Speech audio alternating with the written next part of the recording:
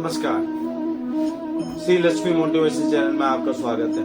समय देने के लिए बहुत बहुत धन्यवाद। मैं व्यस्त जीवन में रहते हुए लक्ष्मी प्राप्ति के कुछ उपाय, कुछ टिप्स अपने भाइयों के सामने, बहनों के सामने, माताओं के सामने रखना चाहता हूँ। मैंने देखा है अमूमन नई जनरेशन या व्यापारी वर्ग या स्टूडेंट देर तक बिस्तर पर पड़े रहते हैं। वो इंतजार करते हैं, घड़ी की तरफ देख रहे होते हैं, अभी नहीं 15 मिनट और सो लेते, 10 मिनट और सो लेते, अभी आधा घंटा है।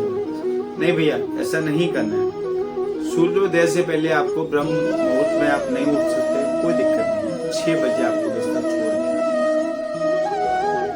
स्थल लक्ष्मी निवास के लिए भगवान ने मानव जीवन दिया है। कुछ नियमों का पालन, सेल्फ रूल भी अपने होने चाहिए। तो सुबह सूर्योदय के समय आप उठिए 6, 6:30 एज ए प्रोफेशन। आप कैसा वर्किंग करते हैं, व्यापारी वर्ग के हैं, दुकानदार हैं, जॉब में हैं, जो भी हैं। उसके बाद माताएं बहनों से मैं विनम्र निवेदन करूंगा कि उनको पति से पहले उठना चाहिए और सर्वप्रथम झाड़ू, हमारे सनातन धर्म में लक्ष्मी स्वरूप दिया गया है, सर्वप्रथम झाड़ू का काम करना चाहिए। और ये इस तरह से नहीं करना चाहिए, मैं स्पेशल किसी महिला पे या बहना पे या बेटी पे कमेंट नहीं कर रहा हूँ कि एक रूम का लिया, लगा दिया, वो कोने में लेके रख दिया, फिर अपना फोन लगा के बैठ के मायके या चाय बनाने लग गए, वो सब कुछ नहीं। सबसे पहले आप झाड़ू लगाइए, रसोई घर जिसको आजकल किचन कहने लगे हैं, सफाई उसमें कीजिए, सारा कूड़ा बाहर निकालिए, ठीक है। सफाई अपना करने के बाद, हैंड वॉश करने के बाद, अगर मौसम के अकॉर्डिंग अभी देखा जा रहा है सर्दी है, मैं भी ये नहीं कहूँगा कि आप अर्ली मॉर्निंग अपना बाथिंग कीजिए, मौसम के अकॉर्डिंग अपना स्नान कीजिए। सबसे पहले जब घर की गृहिणी, कहा जाता है कि घर की महिला गृहिणी लक्ष्मी होती है। अगर वो कुछ नियमों का पालन करती है ना, तो उनके पति जो 12 से 15 से 16 से 8 से घंटे जो मेहनत करते हैं, जिसमें से दुकानदारी वर्ग जो है, व्यापारी वर्ग सबसे ज्यादा घंटे मेहनत करता है। रोड पे झगड़ा हो रहा होता है ना भाई, उनको भी वो दुकानदारी सुलझाते होते हैं। तो मेरा कहने का मतलब ये है कि पति कमा सकता है, लेकिन महिला के हाथ। मैं स्पेशली कोई माता बहनों के पीछे नहीं हूँ, आप मेरी बात को गलत वे में ना ले जाए। तो सर्वप्रथम आप उठें, झाड़ू अपना करें, तांबे का पात्र आपको लेना है, शुद्ध जल, जो ठाकुर जी के, जो भगवान कान्हा जी, हनुमान जी, राम जी, जो भी आप भोले बाबा जिनको भी मानते हैं, वो तांबे का पात्र लेके आपको दरवाजे के मुख्य द्वार पर डालना है ना। आपने देखा है पहले घर में कोई जैसे बहू आती थी या कोई नया सामान कुछ लेके आता था या कुछ लेके आता था, तो जल डालते थे, जिसको अर्घ बोलते थे या जो भी है ना। तो वो आपको डेली नियम करना है सुबह तांबे के पात्र में। ये नोट करना है, लॉक आप खोलेंगे मेन डोर का, और जब तक कोई क्रॉस नहीं होना चाहिए, सर्वप्रथम आपको तांबे के लोटे का डालना है। और आपके जो इष्ट देव हैं, हनुमान जी हैं, महादेव हैं, देवी हैं, जिनकी भी आप आराधना करते हैं, जो इष्ट देव हैं, उनको आपको प्रणाम करके, नमस्कार करके आह्वान करना है, हे प्रभु आप आए, मैं आपका स्वागत करती हूँ, आप मेरे घर में प्रवेश करें, ठीक है।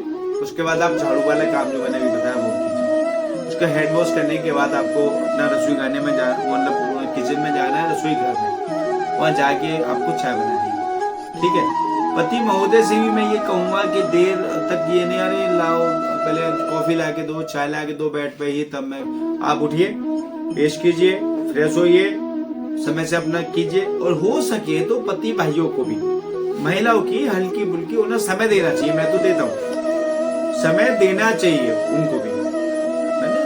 काम का लोड है, मार्केटिंग के हैं, आप व्यापारी वर्ग हैं, समय नहीं दे पाते, वो सब ठीक है, तो आप समय दीजिए, ठीक है। फर्स्ट और सेकंड, थर्ड मेरी माताएं बहनों, मैं आपसे विनम्र निवेदन करूंगा, आप अपना मौसम के अकॉर्डिंग सेट कर लीजिए। आप गर्म पानी से नहाना है, नॉर्मल से नहाना है, ठंडे से नहाना है। आपको 12 बजे से पहले अपनी जो भी स्टेप की आप पूजा करती हैं वो संपन्न कर लेनी चाहिए, ओके।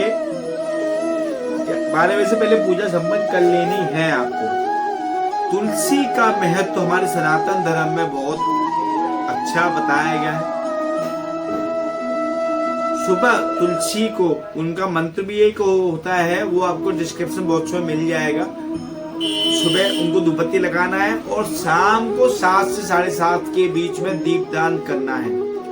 जब ठाकुर जी की आरती आप करते हो ना संध्या काल में, जब दो संध्या होती हैं, सुबह और शाम को, संध्या एक नहीं 2 होती है। जब सूर्य की प्रथम किरण निकलनी होती है वो, और शाम को संध्या, दोनों समय नहीं सोना चाहिए बिस्तर पे। अस्पताल में भी देखा होगा, रोगी को ना बेड से उठा के बिठा दिया जाता है, दोनों टाइम मिल रहा है, बैठ जाओ। तो फिर आप क्यों अच्छे वाले मरीज बने हुए भाई, आप क्यों सो रहे हो, आप भी उठो।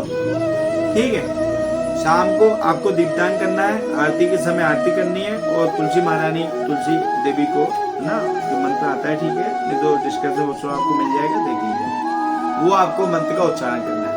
ओके। पति महोदय से निवेदन करूंगा, भाइयों से, घर जाते समय खाली हाथ नहीं जाना है। कुछ नहीं है, बच्चे के लिए पाल लीजिए, कुछ भी आप लेके जाइए, घर आपको खाली हाथ नहीं जाना है।